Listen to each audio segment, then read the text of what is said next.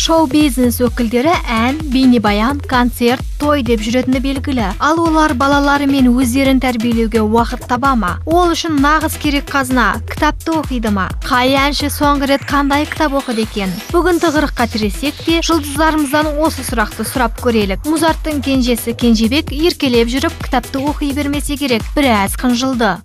Мен соңғы кітап оқыған кітабым жаңағы Шыңғыс Айтматовтың Ақ кеме деген кітабы.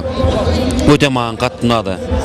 Онан кейін жаңағы Серзат Дүйсенғазин ол кісілердің көптеген кітаптары болды, 1-2 кітап оқыдым, бірақ маған ең ішіндегі ұнағаны сол Шыңғыс Айтматовтың Ақ кеме деген кітап ұнады. Сонымен, әдетте әйелдер қауымы пысықтау келетін еді. Шоу-бизнестегі нәзік жандыларымыз қандай кітап оқып жүр? Ең бірінші болып алдымыздан шыққан Гүлнар Оразымбетованы сұрақтың астына алдық. Жауабы дайын екен, себебі әншінің мектеп жасындағы балалармен бірге оқуына тура келетін көрінеді. Мен балаларыммен бірге кітап оқимыз.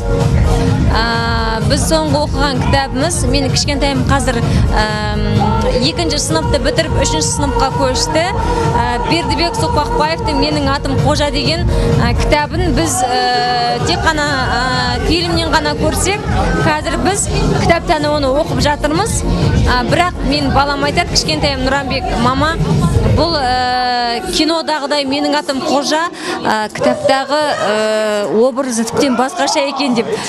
Бірақ енді ол киноға лайықталып жасалған өзінің сценарий бойынша түсірілген фильм, бірақ кітаптағы дүниесі тіптен басқаша. Сондықтан да соңғы оқыған кітабым сол баламен бірге Менің атым Қожаны қайтадан оқып шықтық. Иә, Гүлнұр ханым балалармен бірге оқыған кітабын алға тартып құтылып кетті. Ал Сәкен Майғазиев кейде Құран кітапты оқуға да уақыттың тапшылығы қынжылтады деп ақталды. Дегенмен, соңғы рет қандай кітап оқығанын қоярда қоймай сұрап алдық, бірақ қашан оқығанын айтпады. Кемат Нелімбетовтің үмітсізім келмейді деген кітабын ғана парақтап үлгердім.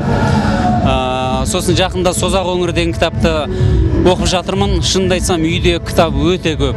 Өткенде де бір әлеуметтік желіде жаздым.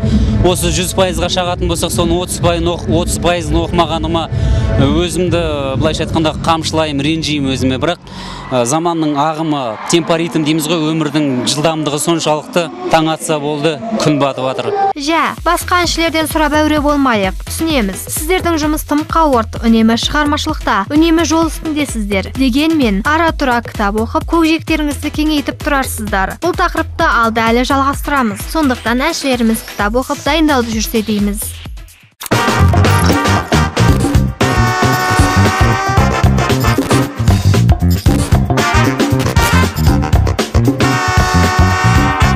Бағдарламаның басты демеушісі Молапорт.